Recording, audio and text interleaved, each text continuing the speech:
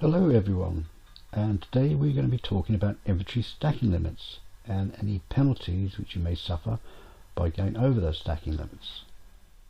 In ASL, the stacking limit per location, not per hex, is 3 squads or their equivalents and 4 single man counters. So in L3 I have 3 squads and 1, 2, 3, 4 single man counters, being 3 leaders and a hero. So I have the maximum number of units I may stack in this location.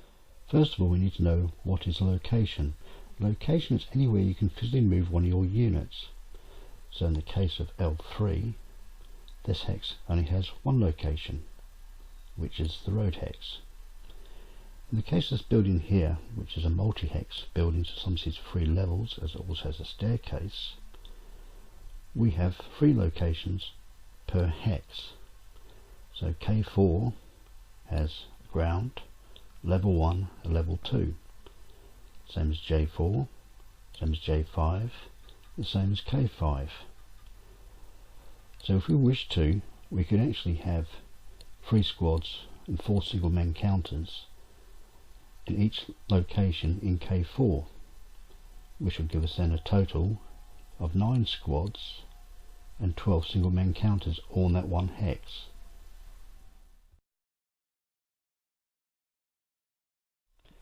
What is a squad equivalent? Well, a squad equivalent is 2 half squads, as we have here in J3, or 2 crew, as we have here in L3, or 1 half squad and 1 crew, as we have here in N3, or 5 single men counters, as we have here in P3.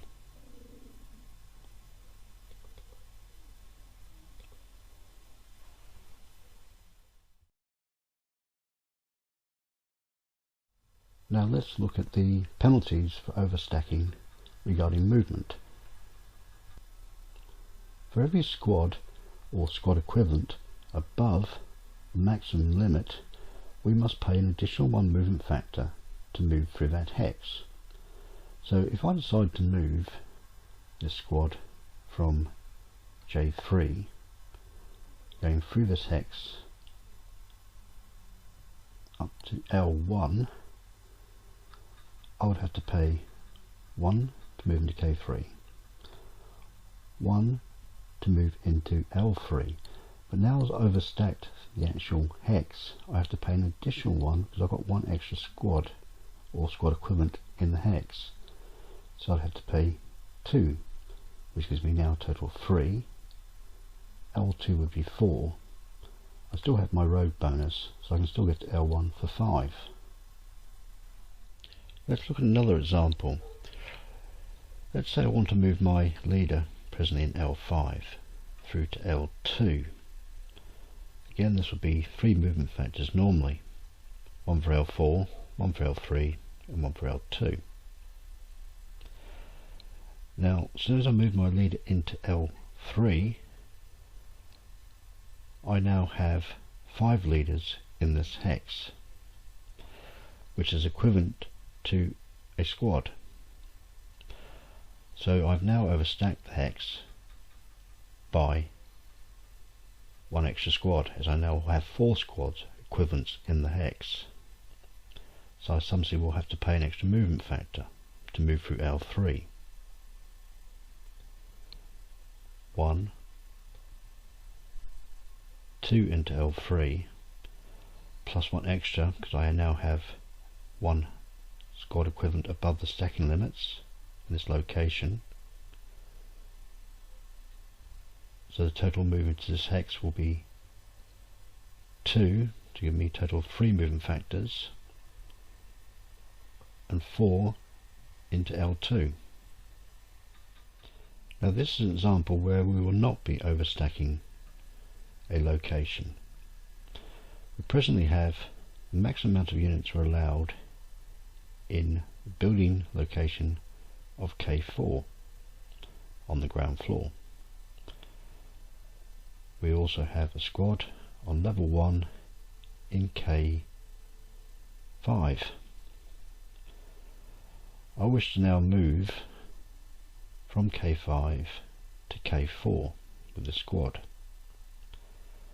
I pay 2 movement points to go into K4, but I am in a different location from the rest of the units present in this hex, as they're on the ground location and I am up on the level 1 location. So I just played 2 movement factors and not 3 movement factors for overstacking. Now in this example I have a half squad in L5. I have the maximum amount of units I'm entitled to in L3 location. If I wish to move this half squad through L3, I will take it above the maximum limit by half a squad. But under this rule we must round fractions up, so this half squad would actually be equivalent to a full squad if it moves through this location, so I'd have to pay the extra 1 movement factor for overstacking. Certain terrain have different stacking limits, and we'll be seeing those in future videos when we look at the different terrain types. Thank you for watching. I hope you found this video useful. If you have, please leave a like, as it does help the channel.